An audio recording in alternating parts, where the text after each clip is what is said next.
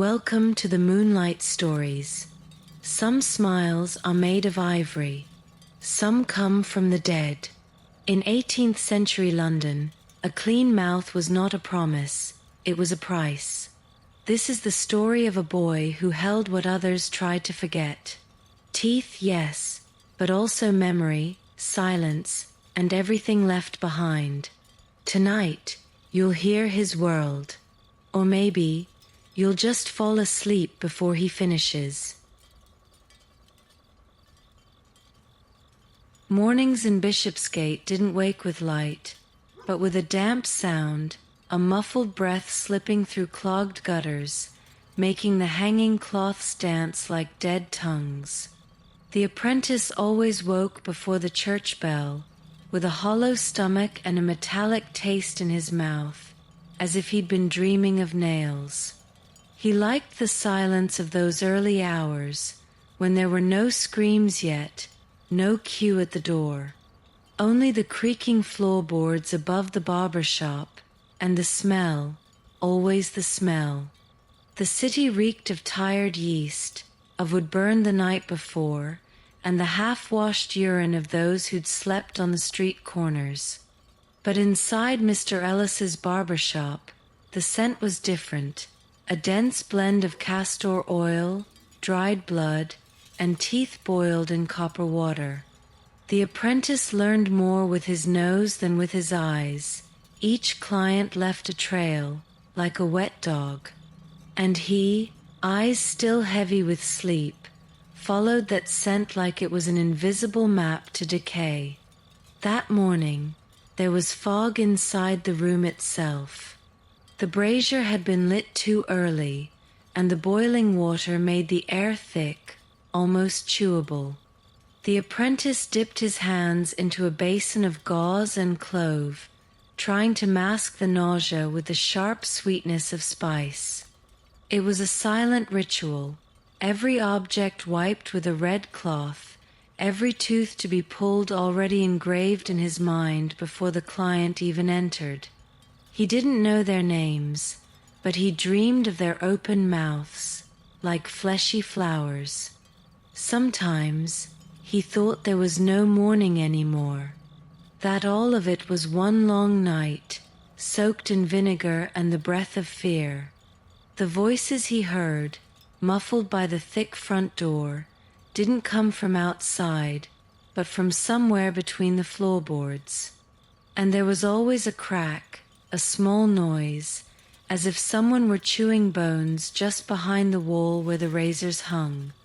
But he was there, whole, eyes still dark from the night, apron stained from yesterday. The city was beginning to pulse outside, and soon the bell would ring.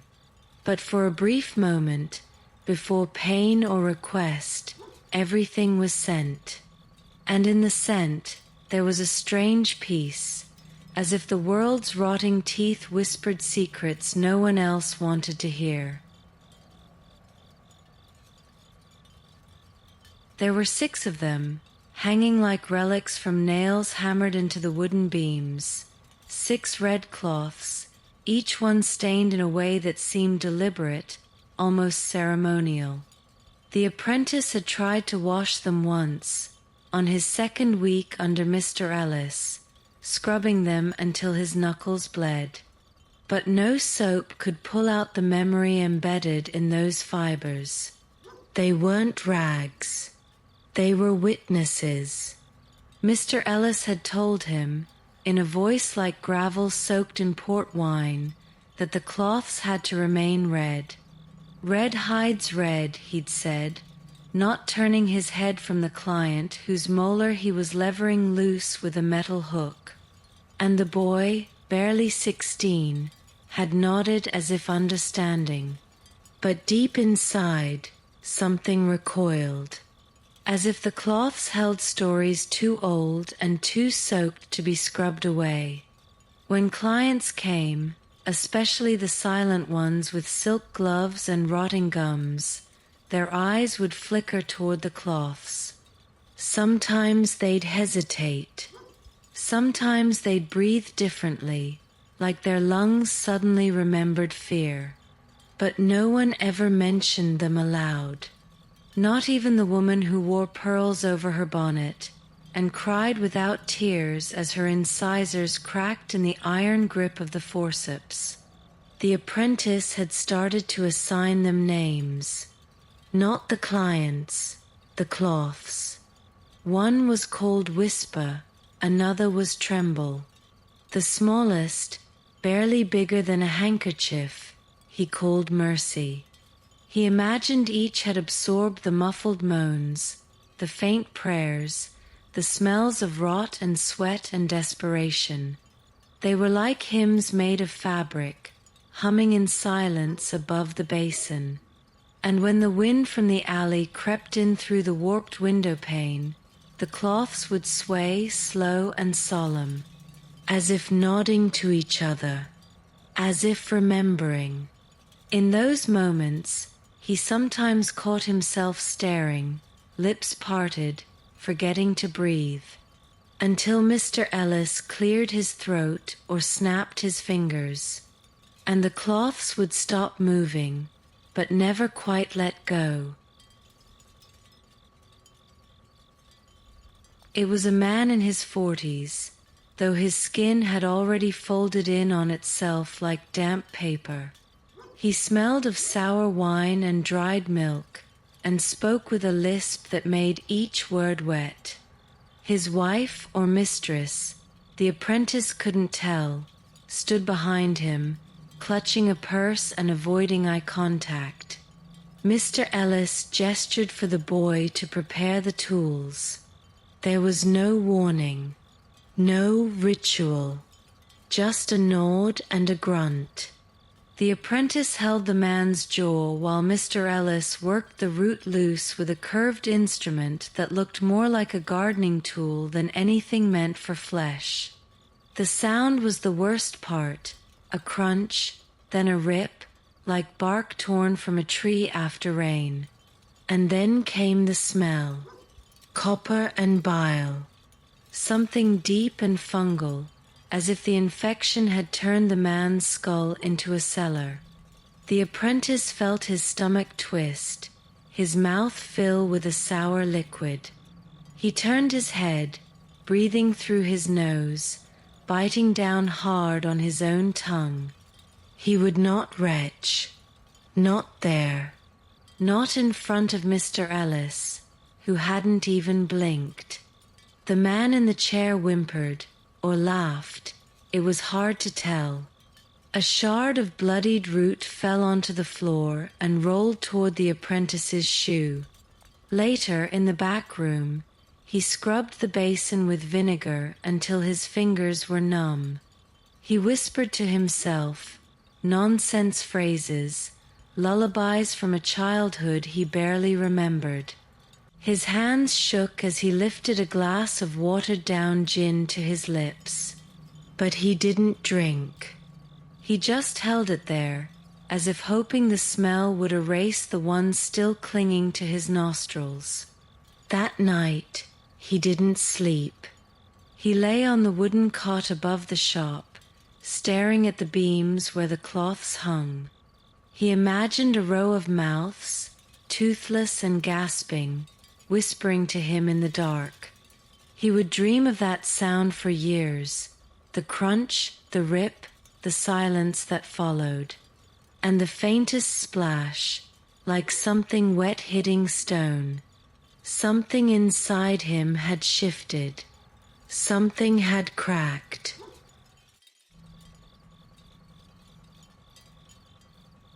Behind the barber shop, past a crooked wooden door that groaned like an old rib cage every time it opened, there was a narrow alley choked by damp.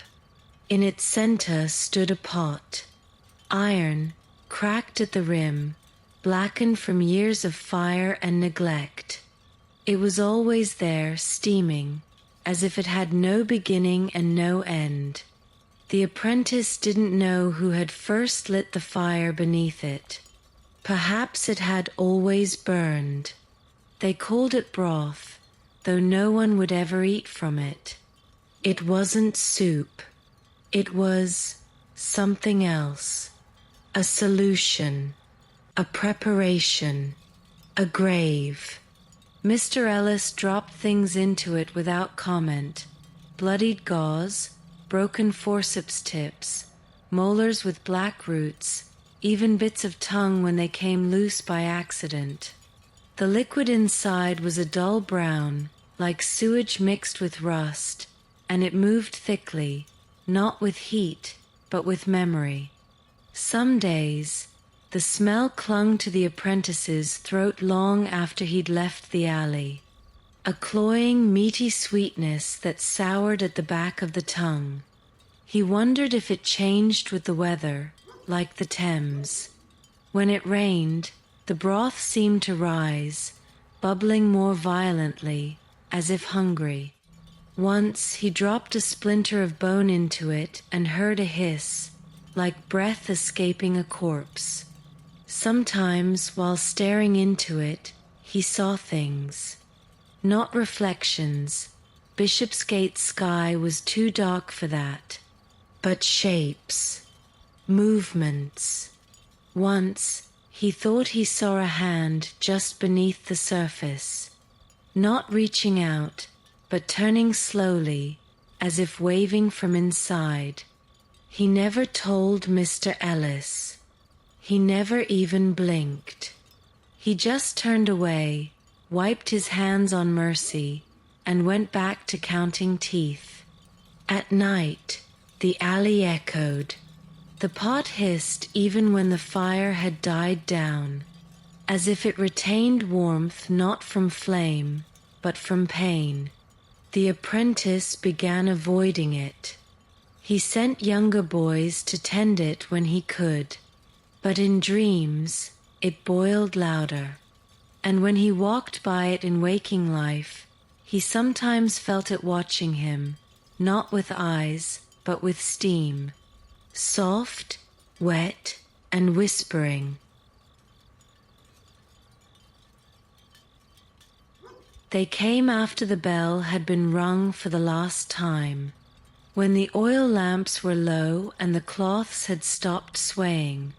They knocked not on the door, but on the back shutters, 2 soft taps, followed by silence.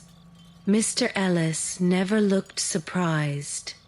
He would rise from his chair without a word, and the apprentice, already weary and sore, would light a fresh taper and open the rear entrance. These visitors didn't speak, or if they did, it was through clenched teeth and gestures. Mostly men, bankers, clerks, a few military officers. Their coats were fine but unbuttoned, their eyes darting like hunted things. One woman came, once. She wore a cloak lined with mink and kept her hands inside it the whole time, even as she bled from the corner of her mouth. Her breath smelled of perfume and something beneath it. Something old. The shame was heavier than the fog. It pressed against the walls, made the lamp flames flicker. They were ashamed of their mouths, not just the pain or the rot, but of what it meant.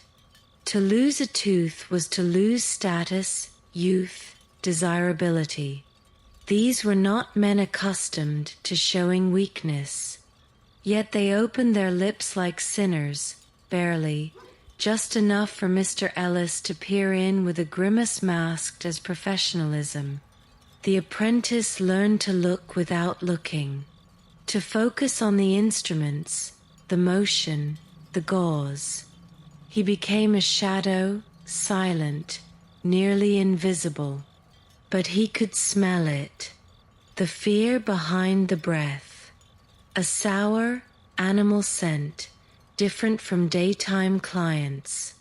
It wasn't infection. It was exposure. Something raw, like the flesh under a torn fingernail. Sometimes, after the extractions, they would linger, not to speak, but to sit, just for a moment. as if having the tooth removed had freed something else, something unnamed. The apprentice watched them in that moment, heads bowed, breath slower, hands limp in their laps. And he wondered what they had lost, truly. Not enamel, not pain, but dignity, perhaps, or something more tender, something no cloth could catch. She arrived with no footsteps, only the sound of fabric dragging gently across stone. The apprentice had not seen her face, not once, in the 12 visits she'd made over 6 weeks. Always at dusk, always veiled, in layers of gray and cream that seemed to blur the edges of her figure. He never saw her eyes clearly, only the faint glint of moisture behind lace. She spoke in gestures, a gloved hand to the cheek, a nod, a purse of breath. Mr. Ellis understood, or pretended to. He never asked her to lift the veil, never forced her mouth open. He simply laid out the tools, let her sit, and gently applied a tincture to the side of her jaw, where she pointed. The apprentice was told to warm the cloths, to boil the camphor. He was never told to look closer, but he did. Through the lace, just once, he saw something.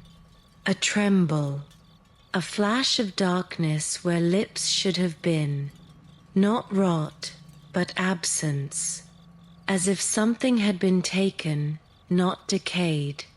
A surgical theft. Her mouth was not a mouth. It was a suggestion of where a mouth might have been. And her breathing, though shallow, carried a faint sweetness, like dried lavender left too long in a drawer. He began to associate her presence with silence itself.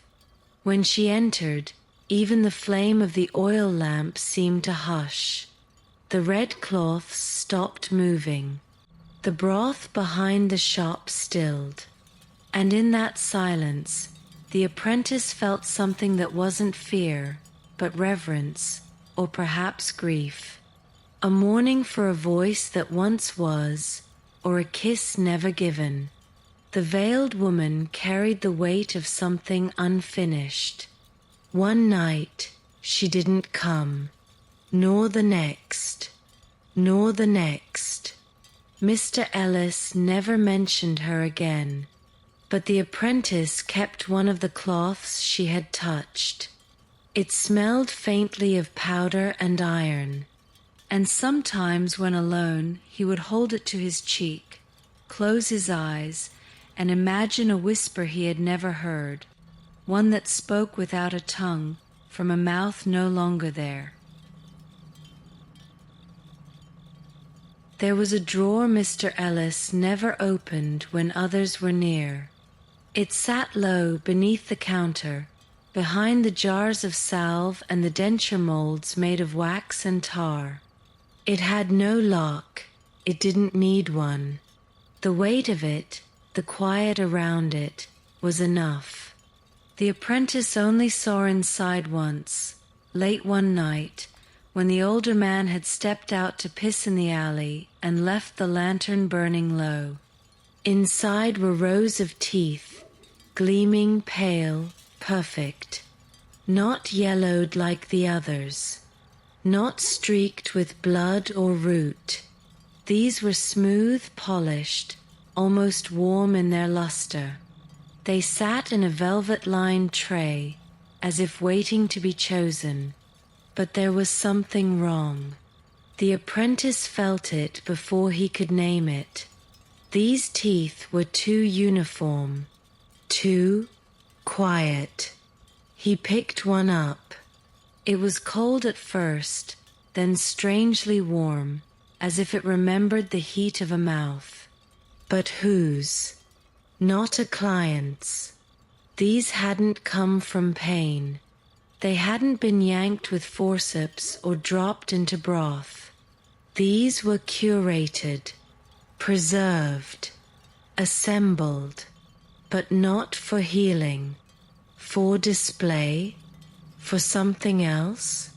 Later he learned, not from Mr. Ellis, but from whispers at the marketplace, that ivory teeth were the fashion of the rich, made from elephant tusk or hippopotamus bone, sometimes even the teeth of slaves, stolen from bodies never mourned. They were carved, shaped, sold, inserted into mouths that smiled at banquets while decay festered beneath. The illusion of beauty perched on violence. The apprentice returned to the drawer again, once, weeks later. He didn't touch them. He just looked. One tooth had a crack now, like a hairline fracture across porcelain. Another had a trace of pink at the base, not paint, but perhaps a stain that could not be washed out. He closed the drawer softly with 2 fingers and did not speak of it again. From then on, whenever a nobleman smiled too wide or a woman laughed too easily, he wondered.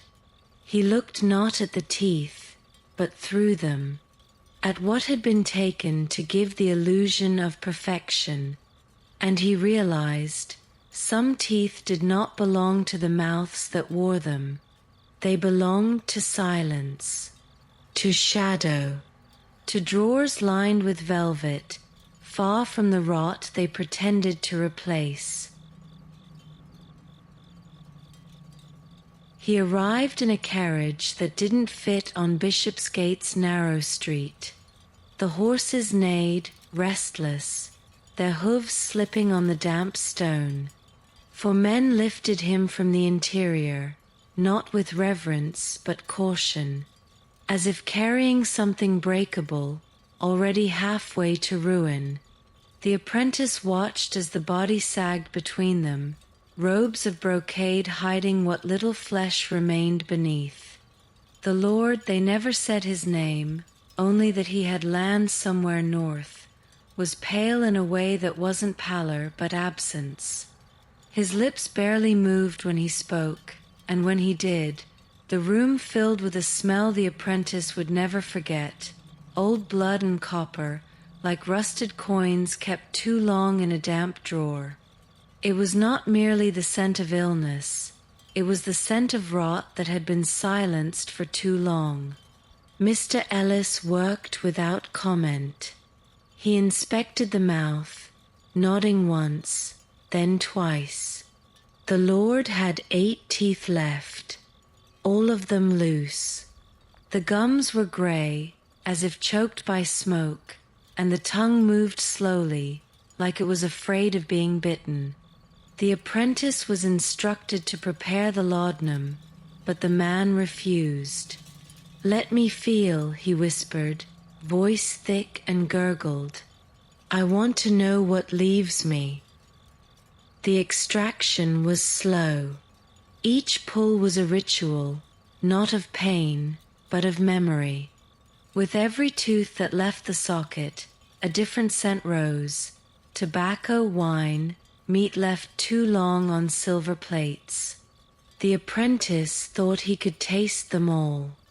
In the Lord's breath, in the fine spray of blood that misted the forceps. His own tongue curled away, instinctively, from the copper tang that clung to the air. After the procedure, the Lord did not rest.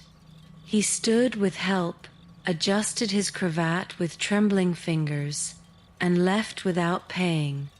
Mr. Ellis did not ask. Some debts, he'd said once, are not meant to be settled in coin.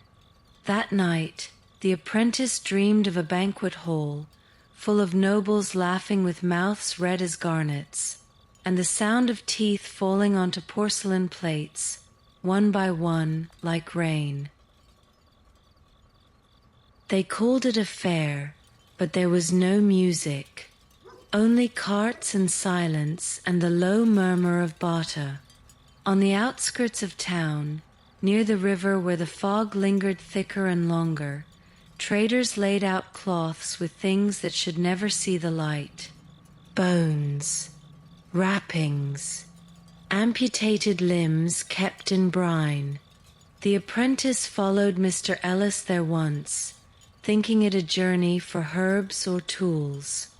What he saw was something else entirely. One man sold jawbones, rows of them, like masks with the top half removed. Some were child-sized, too small for any adult skull. Others still had bits of hair clinging to them. Another stall displayed teeth, sorted by color and size, yellowed molars, chipped canines, incisors clean enough to be mounted.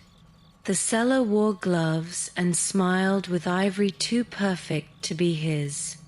Mr. Ellis haggled without flinching. He lifted each jaw like a melon, tapping the bone to test for hollowness. He smelled them. He ran a gloved thumb over the roots. The apprentice stood beside him, stomach twisting, watching a boy no older than himself boil something in a copper pot, bones rising like fish to the surface. "You must learn," Mr. Ellis said, "that nothing is wasted, not even death." Later, by the edge of the fair, they saw a priest, not praying, buying. His hands shook slightly as he selected a lower mandible with all its teeth intact. "For teaching," he said, avoiding their gaze. The apprentice looked down at the ground, at the prints in the mud. He saw one footprint smaller than his own, fresh. Someone had come barefoot. Someone had left something behind. On the walk back, he carried the sack of bones. They clacked softly, a lullaby made of ivory and sin. He didn't ask where they'd come from, which cemetery, which battlefield, which plague house. He didn't want to know, but he also couldn't forget. Every jaw had once held words, secrets, laughter, screams. And now they were wares, objects, bargaining chips in a market that never closed. That night, in the back room, he stared at his own face in the small mirror above the basin. He opened his mouth, slowly, and counted his teeth. He wondered how much they would fetch, if removed clean, if boiled, if silenced. He heard it first in a whisper, a passing remark between two men in the back of the corpse fair. Something about dark teeth for pale mouths. He didn't understand, not fully, but the seed was planted, and it grew silently among the tools and tinctures. Weeks later, Mr. Ellis received a shipment from Bristol. A small wooden box, wrapped in oilcloth and sealed with a wax stamp. The apprentice was told not to open it, but he did. Inside, he found what he thought were river stones at first. Smooth, yellowish, dull.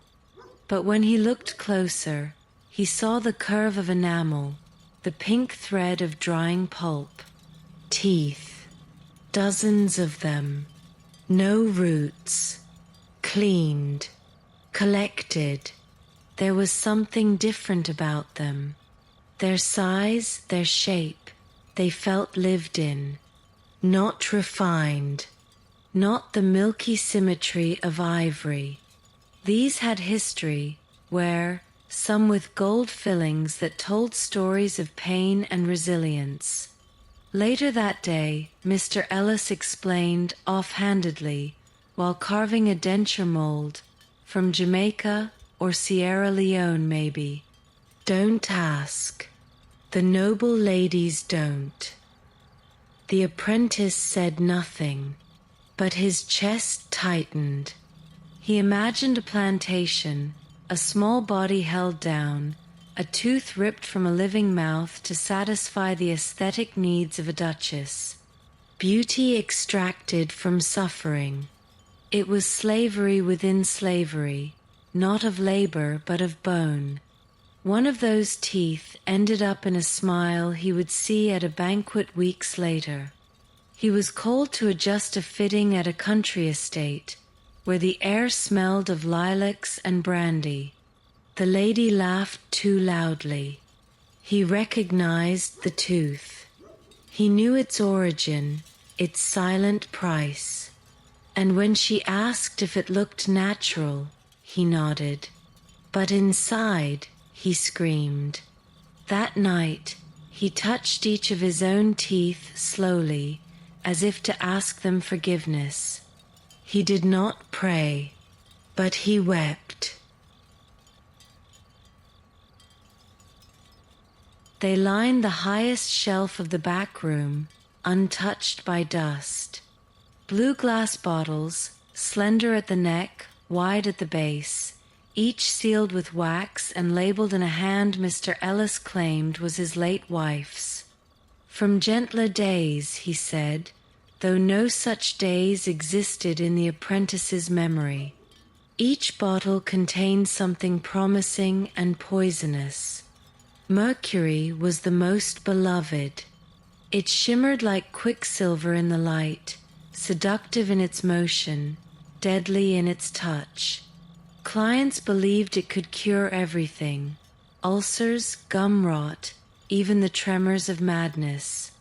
Mr. Ellis would dilute it with vinegar and rosemary, a concoction he called Savior's Smile. The apprentice was taught to measure by feel, not sight. A tremble in the wrist meant too much. A still hand was a safe dose. He learned the balance between healing and harm, between placebo and poison. They never told the clients the truth, only the effect. Your breath will sweeten, they'd say. Your nerves will calm. Sometimes it was true. Sometimes it wasn't. There was a boy once, no older than the apprentice himself, who came with his father. His gums bled every time he bit into bread. They gave him the blue bottle, told him to rinse twice a day. He returned a week later, teeth looser, eyes darker. By the third visit, he couldn't speak. By the fourth, he didn't come. The apprentice began fearing the bottles. He started dreaming of them, breaking on the floor, mercury sliding across the boards like a living snake, coiling around his feet, entering through his pores. He tried to move them lower on the shelf, but Mr. Ellis always put them back. People want hope, he said, even if it kills them. The blue became a symbol of false light, of something pretty that should never be touched. The apprentice learned to fear beauty when it shimmered, because beauty, he realized, had a taste, and it was bitter, metallic, and final. She arrived at midday, beneath a sky so pale it looked bleached. Her coach bore no crest, no symbol, just dust and silence.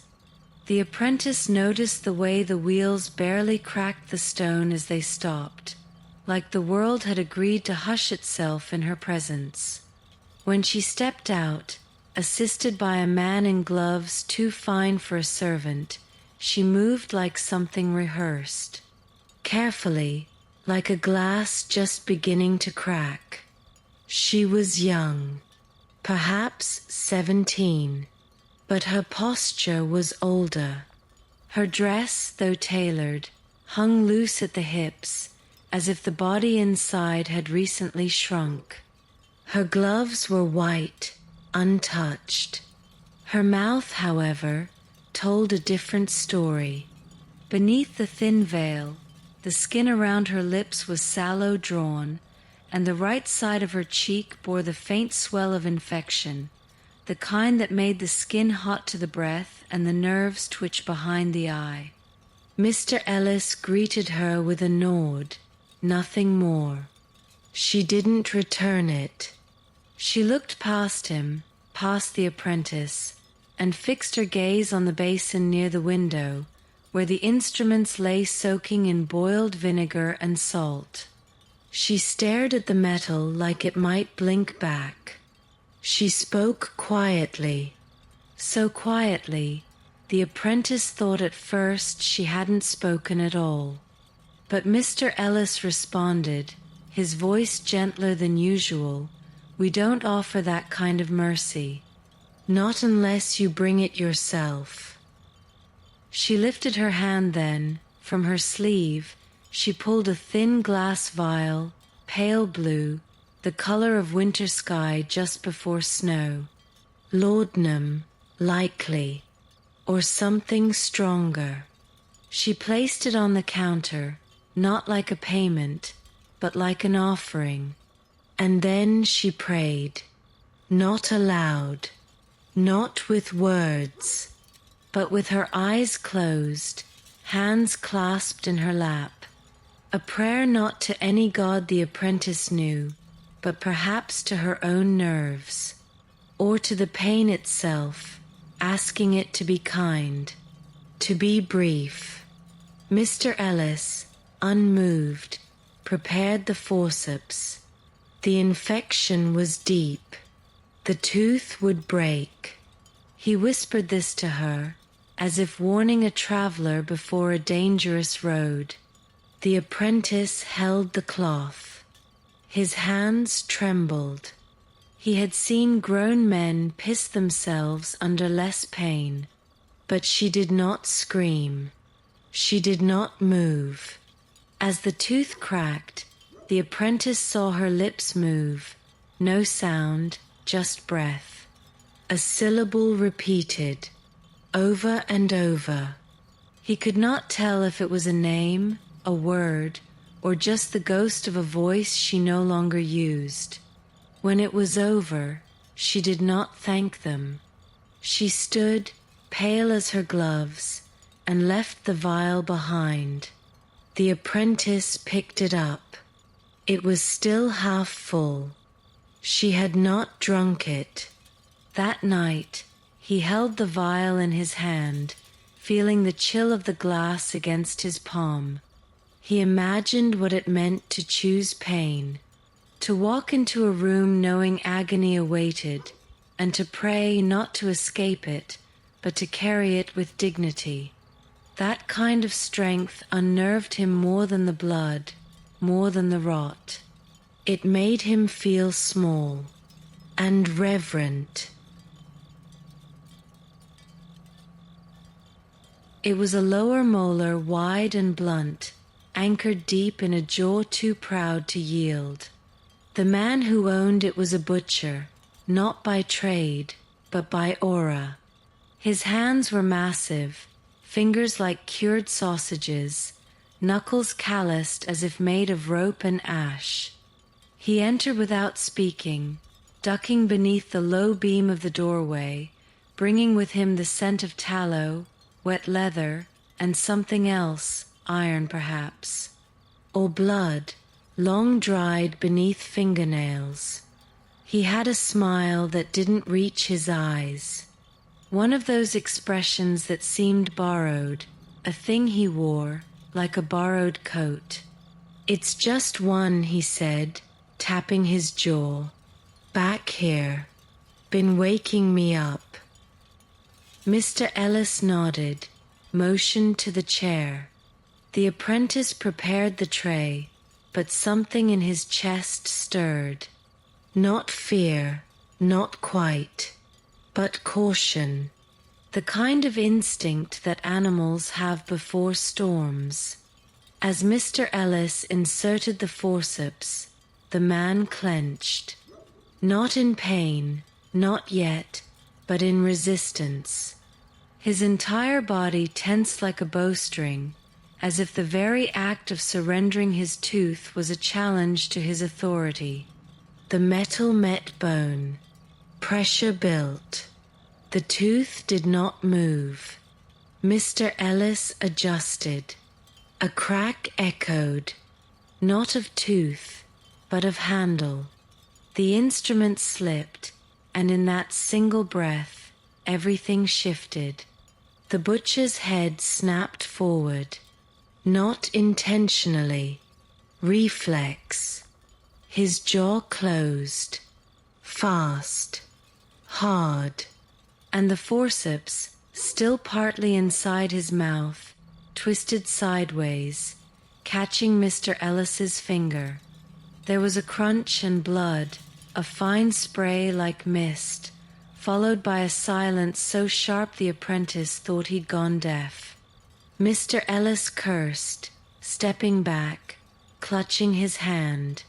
The butcher blinked, disoriented, then laughed.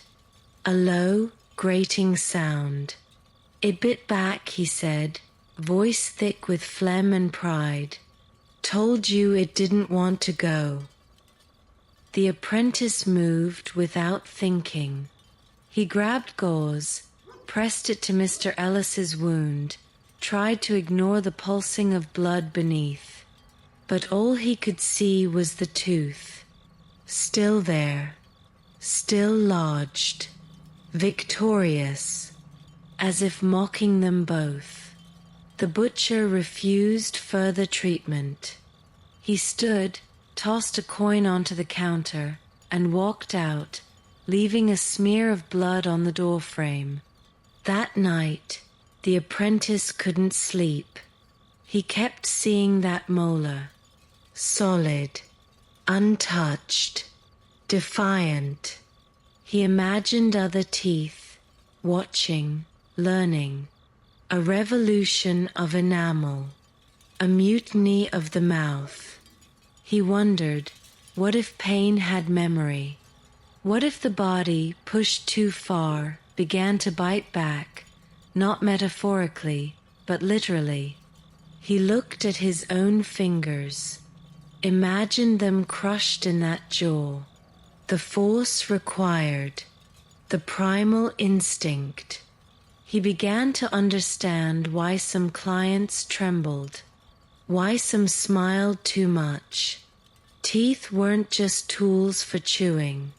They were weapons. They were the last defense. And sometimes they fought. The first letter came folded twice, sealed with wax the color of dried figs. The handwriting was sparse, precise. Not beautiful, but confident, the kind of script that didn't ask for second readings. The apprentice found it tucked between the day's accounts, slipped there without announcement. Mr. Ellis said nothing. Perhaps he had handed it over. Perhaps it had arrived by its own quiet means. His father had once been a surgeon's assistant too, long before his son was born, in another city, under another war. He had never spoken of it, only of service and discipline, and how the world would always value hands that moved fast and felt nothing. He had discouraged books, discouraged questions, but now in ink he wrote with unusual intimacy. There is a rhythm to pain. If you learn it, you can outpace it. The apprentice read the letter 3 times, once for sense, once for sound, once for silence. What struck him wasn't what was said, but what remained unsaid. No inquiry about his health, no mention of his thoughts, his dreams, his doubts. Only instructions: how to align a molar for quicker release, how to stabilize a jaw with minimal bruising, how to detach empathy from efficiency. Sharpen the cut, not the heart, the final line read. The apprentice folded the paper slowly, as if afraid of creasing the words further. He placed it in a drawer beside the cloths, where it absorbed the same scent: iron, camphor, and old wood. Days later, he found himself mimicking some of the techniques described, tilting the chair a bit differently, twisting the wrist in just the way his father had diagrammed. It worked. The clients moaned less. The extractions grew faster. Mr. Ellis noticed, nodded. But with each success, the apprentice felt a strange dullness settling over him, like mist thickening in his ribs. He began to dream of hands, not his own, moving rapidly over flesh, efficient, cold, disembodied, and of a voice never raised, repeating the same phrase: "You were born with hands, not a heart." He began to wonder, was that a warning or a wish? She lived above a bookbinder's shop, in a room that smelled of boiled leather and ink. They were called there not by a letter, but by a boy no older than 10, who came barefoot to the barber shop, clutching a handkerchief stained with blood and saliva. He didn't speak. He only tugged the apprentice's sleeve, pointed to his own open mouth, then out toward the street. Mr. Ellis followed without hesitation. The apprentice, curious, carried the smaller kit: gauze, scissors, herbs, a curved blade. He had learned not to ask questions, not until the door closed. The woman was perhaps in her 30s, but she wore a scarf around her lower face, even indoors. Her eyes were sharp, not from anger, but precision, the kind of gaze that sees past skin, past politeness. She pointed to a corner table where a basin had been prepared. Steam rose from it. Camphor, mint, a touch of lavender. Mr. Ellis gestured for the apprentice to remove the scarf. Slowly, gently. What he uncovered was not deformity, but erasure. The tongue gone, not maimed, not bitten, removed. Surgically. The stump, barely visible at the back of the throat, was smooth.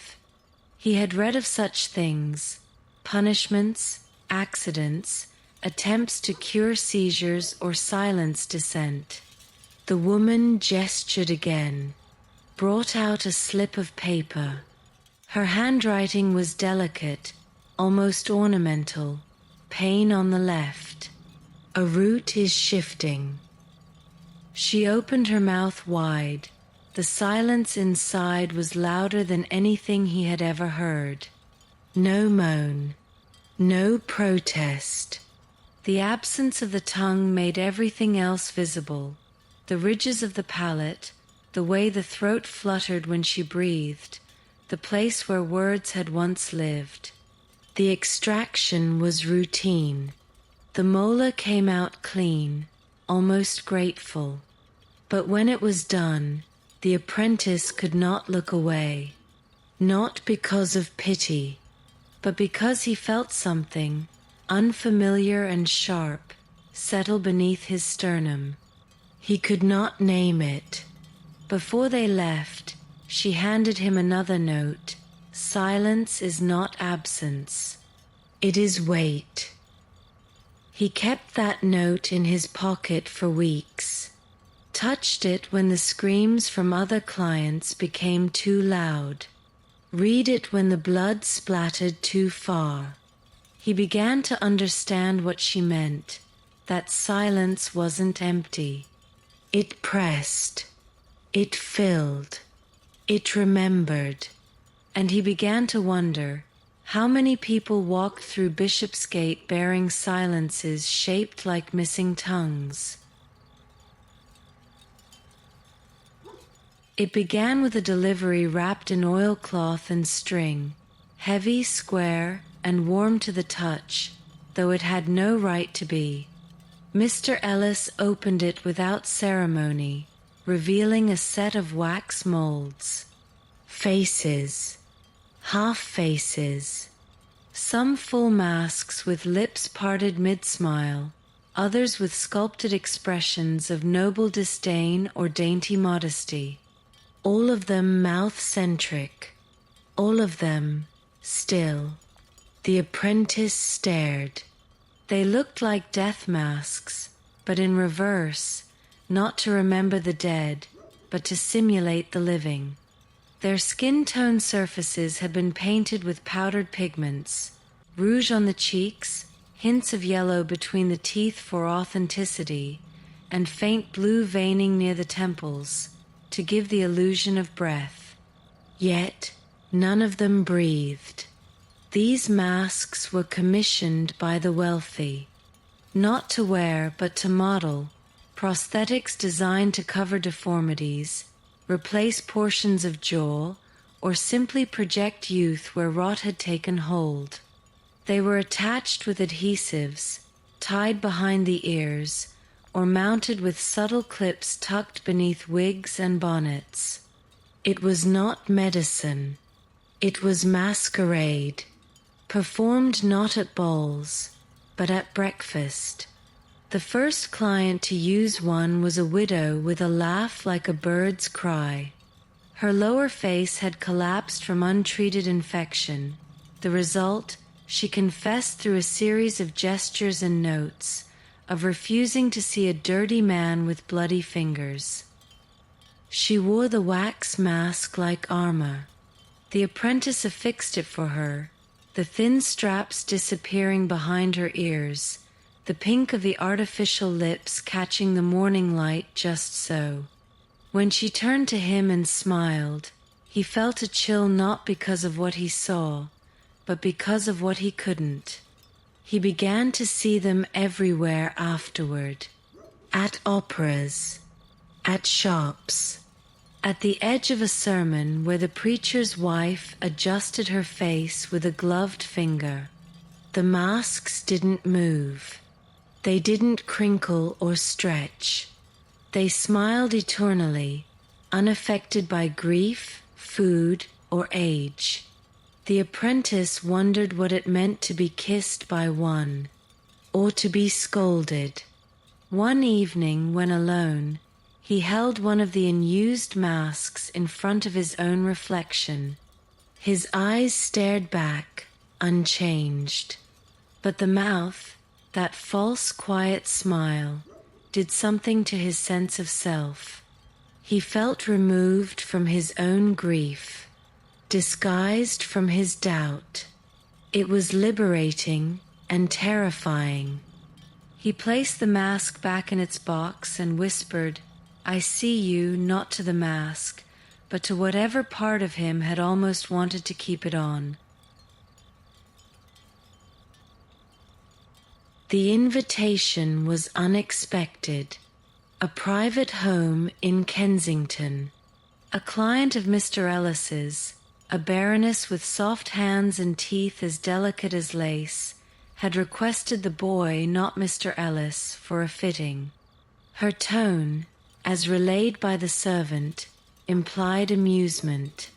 The apprentice, newly 17, arrived in clean boots and with a case of tools polished to a shine that embarrassed him. The home smelled not of decay, but of lavender water and cinnamon toast. Everything was quiet, but not the natural hush of morning. It was choreographed silence, cushioned, fabricated. Even the clock ticked softly, as if reprimanded. He was led to the drawing room. 5 women sat in a crescent, each holding fine porcelain cups. Steam rose from the tea, but none of them drank. The table before them was set with cakes, sugared dates, soft fruit, untouched. The women smiled, but their cheeks remained still. No dimples, no creases, only the lips moved, gently, slightly, like leaves in artificial wind. He was introduced, but no names were exchanged. The Baroness simply pointed to her upper denture and tilted her chin. He knelt beside her, careful not to let his breath touch her skin. As he adjusted the fit, he noticed that her tongue never moved. It lay flat, passive, a prop, not an organ. She whispered, "Tighten the left," and he obeyed. The silence became heavier. He glanced up. The others were watching, not with interest, but with calculation. Their eyes moved like mirrors, catching each micro-expression, but their mouths, still, closed, as if the very act of chewing would break the illusion of grace. He realized slowly that no one chewed at the table. Not there. Not ever. Food was ceremonial. Chewing was private, or perhaps shameful. He remembered how Mr. Ellis said once, "Nothing is more honest than a chewing face. That's why they hide it." After the fitting, the Baroness offered him a sugared plum. He declined. She pressed it into his hand anyway. Later, walking back through the gray afternoon, he bit into it. The sweetness was overwhelming and sudden. It stuck to his molars, syrup pooling behind his teeth. He imagined the Baroness chewing in secret, in darkness, her mask removed, her mouth open, not for beauty, but for survival. And he felt something close to pity, not for what they had lost, but for what they had never allowed themselves to show. It happened not in the barber shop, not in a client's home, but in the space in between, a stairwell behind a bakery, where the scent of yeast clung to the walls like warm ghosts. The apprentice had come to tend to the baker's boy, a lad his age who had chipped a tooth trying to open a jar with his jaw. The job was simple. A file, a rinse, a bit of wax for padding. But the boy lingered. After the pain was gone, he offered the apprentice a crust of honey bread, too soft to matter, too warm to refuse. They sat on the step, neither speaking. The city hummed behind them, cartwheels, pigeons, a street vendor calling out for ripe plums. The apprentice chewed slowly, the sweetness catching in the hollow of his cheek. Then the boy leaned in, not sudden, not dramatic, just close, as if to whisper. But there was no whisper, only the kiss, gentle, closed-mouthed, dry, like someone afraid of doing it wrong. It lasted no more than a breath. But in that breath, the apprentice felt something uncoil inside him, not passion but clarity, as if the body had revealed something the mind could not. When they pulled apart, there was no apology, no panic, only stillness. The boy smiled, but his lips didn't part. That's when the apprentice noticed the faint click beneath the skin, the symmetry too perfect, the mask of youth, The kiss hadn't been a secret shared, but a secret uncovered. The boy's front teeth were false, too white, too even, too still.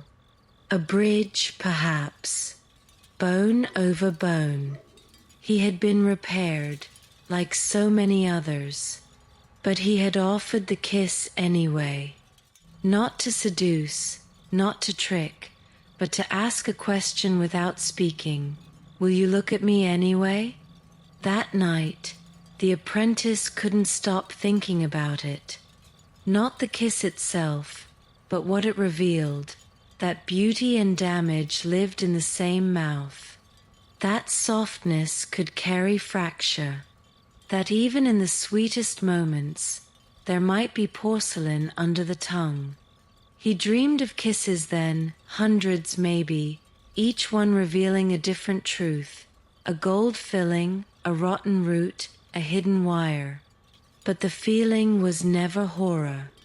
It was tenderness, the knowledge that everyone carried some small deceit behind their smile, and that love, if it ever came, would have to live beside it. She arrived alone, walking slower than the clock. Her frame was thin but tall, wrapped in velvet that still held the scent of cedar. Her cane tapped with rhythm, like the metronome of a song no one else could hear. She introduced herself not with words, but by placing a small leather pouch on the table. Inside, the apprentice found a set of dentures, worn, uneven, and old enough to predate him. He looked up. She was already seated, gloved hands resting on the carved arms of the chair, eyes clouded with age but steady with expectation. "I used to play," she said, and then added softly, "for ears that no longer exist." Her voice was smoke and silk. When she removed the dentures, she did so without embarrassment. Her gums were bare, soft ridges of pink and gray, folded like velvet curtains. The apprentice was surprised by how delicate they looked, how honest. No enamel to pretend, no bone to hide behind, just the truth of a body long lived in. She didn't want new teeth. "I've tired of the illusion," she said. "I only ask for comfort, for a mouth that doesn't ache when I hum." The apprentice nodded. He cleaned the old dentures, adjusted their fit, softened the edges with resin warmed by breath. But more than that, he listened. She told him about recitals in winter halls, about how laughter sounds different when you've lost a molar, about the man who used to kiss her while pressing one thumb gently against her lower gum, as if to feel time itself. "He said my silence was the truest part of me," she whispered. And then he left. When she placed the teeth back in, she smiled. Not for him, not for anyone, but for herself. A rehearsal of goodbye. She tapped her cane twice and stood. Before leaving, she touched the apprentice's wrist. "There is music in mouths like mine, but only for those who know how to listen." That night, he sat by the window long after the lamps were out, mouthing melodies he didn't know, trying to find the rhythm of a song never written, one that might be hidden between empty gums and unspoken names. It was the final appointment before the season turned. The fog had thickened that week, draping Bishopsgate like wool soaked in smoke. Clients had stopped coming, some out of fear of illness, others retreating to country homes where the air was clearer and the cold more genteel. The shop felt abandoned, as if waiting for something not to arrive. The man came near dusk, with no appointment, no hat, and a coat that had once been respectable. His shoes squelched on the wet floorboards, and his breath steamed in short bursts. He said nothing, just pointed to his jaw, then held out a coin, not much, barely enough to buy a pint, but enough for one final extraction. The apprentice prepared the tools without speaking. Mr. Ellis was upstairs, already asleep or pretending to be. The lamps flickered. The basins steamed. The cloths hung still. Outside, the wind sighed through the cracks. The tooth was loose, barely holding on, as if it too had decided not to see the winter through. The man's eyes remained closed the entire time. Not clenched, just closed, like someone waiting for a wave to pass. The extraction was quick, almost gentle. A twist, a breath, and the tooth came free with a sound so soft it felt like a whisper leaving the mouth. When the apprentice placed it in the tray, he noticed something odd. The tooth had no decay, no rot, no crack. It was whole, clean, the healthiest he'd seen in months. And yet it had let go. Voluntarily, it seemed. The man took a deep breath, opened his eyes, and nodded. Then he turned, walked out, and disappeared into the fog. No name, no farewell, just steps swallowed by the mist. The apprentice stood there for a long time, holding the tray, staring at the single tooth. He felt something tighten in his chest, a grief he couldn't name, as if the season itself had ended with that extraction, as if something larger had been pulled loose, not just from the man, but from the shop, from the air, from time. He kept that tooth, not with the others, not boiled or labeled, just wrapped in cloth, tucked into a drawer. It reminded him that even the strongest parts of us sometimes choose to let go, not out of weakness, but out of quiet readiness. It arrived wrapped in linen, tied with a black thread so fine it looked like a fallen hair. The handwriting on the envelope was unmistakable, not because of flourishes or style, but because the apprentice had once imagined it, traced it in his mind as he wiped her cloth, arranged her tools, observed the space where her voice should have been. Inside, there was no formal salutation, just a folded slip of parchment, fragile as dried petals. The ink had bled slightly, as if written with trembling hands or in the presence of steam. The message was short. You may keep them. They are no longer part of me. The parcel that came with the letter held a bundle wrapped in cotton, scented faintly with camphor and what he swore was violet. Within it, 5 teeth, 4 molars and 1 canine, all hers. He remembered them, had touched them once, with gloved fingers, adjusting her jaw while Mr. Ellis did the work. They were delicate, slightly translucent, with edges that told of years spent resisting, then surrendering. They were not diseased, not broken, just returned. He didn't show them to Mr. Ellis.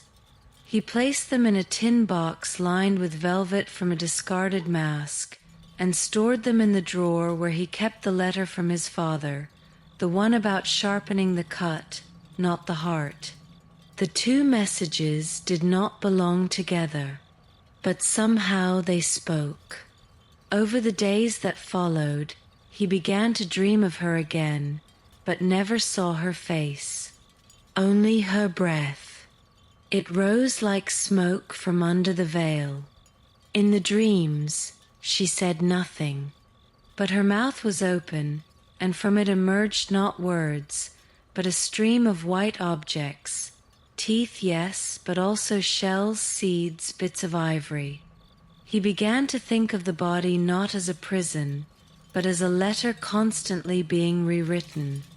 Parts lost, parts gifted, parts that leave quietly, asking not to be mourned, only remembered. Her final note had ended with something he hadn't noticed at first, a line written faintly in the margin, like a thought that arrived too late. Some mouths are not meant to close. And for the first time in weeks, he spoke aloud in the dark, to no one in particular, I will remember. The shop had grown quieter, not by choice, but by season. Winter had not yet arrived, but it hovered. Outside, the city exhaled more than it inhaled. Inside, the air tasted like burnt clove and wool that had been left too long in a drawer. The apprentice spent his hours reorganizing jars, dusting the corners no one looked at, and listening. The shelves were full of dentures never claimed, molds never completed, tools dulled by disuse. But what filled the space most was the absence of sound. Not silence, exactly. That would have been peaceful. This was something heavier. The stillness of a room where mouths once screamed, whispered, laughed, cried, now held their breath. He ran his fingers along the rows of labels, Barnes, Whiteley, MT, initials of people who had once entrusted him with their vulnerability. He imagined them now, scattered across London, their mouths empty, by choice, by poverty, by death. He imagined conversations abandoned mid-sentence. Jokes never told because they required teeth to bite the air. There was one mold he could never bring himself to throw away, a partial bridge made for a child who had never returned. It had a slight chip on the front tooth, an imperfection the boy had insisted remain, saying it made his whistle sound like a bird. The apprentice held it up to the light. It caught the sun for a moment, then dulled again, like memory does. He realized then that every shelf was an archive of silence, that the tools were not just instruments, but translators, attempting to return to people the voices they feared losing. And yet, so many had stopped coming, perhaps because they feared the truth of their mouths more than the pain, or perhaps because, after all this time, they had learned to live without the need to be heard. That evening, as the last light faded through the fogged glass, he sat alone and listened, not for footsteps, but for the echoes of mouths that had once trusted him. He thought of the pianist, the boy in the alley, the veiled woman, the Lord with copper breath. Each one had left a part of themselves behind, not just teeth, but stories. And in the stillness he spoke their names, softly one by one, and waited for the shelves to answer. There were 3 of them, oval, slightly tarnished, framed in brass that had once gleamed but now held the gentle green of age. Mr. Ellis had hung them years before, one above the basin, one near the window, and one on the cabinet door. So clients can see what's left of them, he'd once said, but his voice carried no cruelty, only resignation. The apprentice had long stopped looking into them. Something about their glass unnerved him.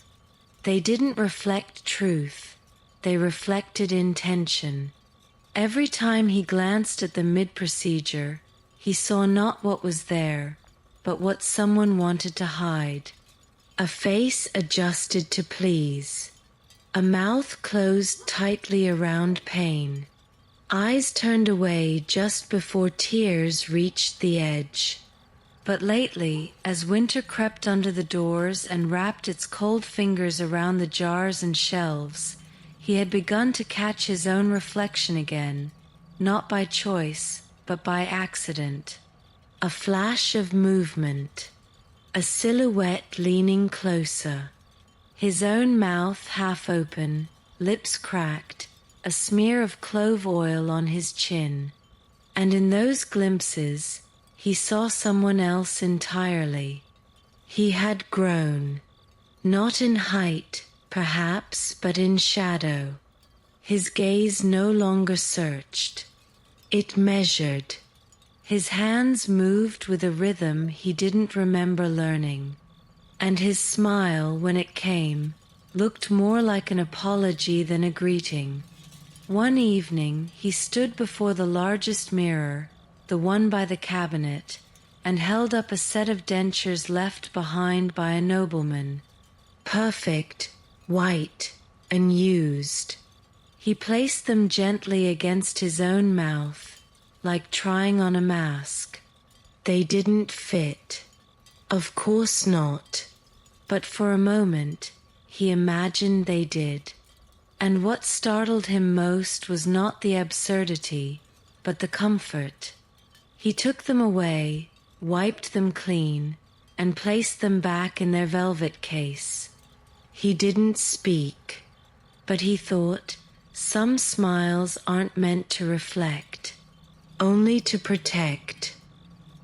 And as he turned away, the mirror caught the edge of his shoulder, his jaw, the place where boyhood had once lingered. It was gone now. What remained was a face that could listen to pain without flinching, and smile without showing teeth. It had fallen on a warm evening years ago, long before Mr. Ellis, long before Bishopsgate, long before the silence became his second skin. He had been 6, maybe 7. The memory was soft, like cotton left in a drawer too long. But it pulsed now, uninvited, as he sorted through a box of discarded molds. The tooth had come out during supper. A simple bite of apple. A snap, not painful but sudden, like something that had decided to leave before he was ready to let go. His mother had smiled, kissed his temple, wrapped the tooth in a scrap of cloth, and placed it under his pillow. He had asked if the tooth would miss him. She'd said, "It doesn't leave you. It makes room for something else." But the next morning, he had searched for it. Not the coin, that was there, but the tooth. He wanted to hold it again, one last time. It was gone. And something inside him had understood, even then, that growing meant forgetting, or being forgotten. Now, sitting in the back of the shop, fingers stained with wax and tincture, he found a small box tucked inside another. Unlabeled. Unused. Inside it, one tiny tooth. A child's molar. Yellowed slightly, smooth on one side, jagged on the other. It wasn't his. Couldn't be. But something in him curled around it, recognized its silence. He held it in his palm for hours that night. Felt its lightness. Imagined the mouth it once lived in, the smile it had belonged to. He thought of how every person he had ever touched had once carried such teeth, how they had fallen out quietly, making room for things that would one day ache, decay, betray. He didn't know whose tooth it was, but he whispered to it anyway, "I didn't forget you." And he placed it beside the letter from his father, the note from the veiled woman, and the smile of the pianist, a quiet archive of everything he could not say. Night didn't fall over Bishopsgate. It exhaled, slowly, like someone who'd held their breath for too long and finally let go. The fog returned first, a veil of softness that blurred gaslights, muted footfalls, turned the sharpness of the streets into watercolor. The windows glowed from within, but even those lights felt tired. The city was not asleep, not yet, but it was remembering how. In the shop, the last lamp flickered. The flames danced against the glass jars, casting distorted shadows of teeth that no longer hurt, roots that no longer held, jaws that no longer clenched. The apprentice sat alone, the sleeves of his shirt rolled to the elbow, his hands stained with clove and chalk. He was not working, only breathing, listening, remembering. There were no more clients. Not tonight. Perhaps not for days. Winter was settling in the bones of the city. People were retreating into blankets, into memories, into whatever warmth they had left. And so he let the tools rest. Let the cloths hang like tired flags after a long war. Let the air go still. He lit a sprig of dried mint on the edge of the basin, a habit he'd picked up from a sailor who believed it calmed the nerves. The scent rose slowly, pale and clean, fighting the deeper smells of vinegar and age. It didn't last long, but while it lingered, it reminded him of something that may never have happened. A summer morning, a clean mouth, a kiss given without hesitation. And then silence. He closed the drawer where he kept the letters, the teeth, the small box of nameless memory. Not as a ritual, just because. The flame dimmed. Outside, the street gave one last creak beneath a cartwheel, and then even that sound was gone. The apprentice leaned back, closed his eyes. He was not tired, not exactly, but he was ready for stillness, for the taste of something cool and unreal on his tongue, for the kind of sleep that doesn't ask questions. As Bishopsgate disappeared into fog and the mint faded into nothing, he whispered to no one, "Good night."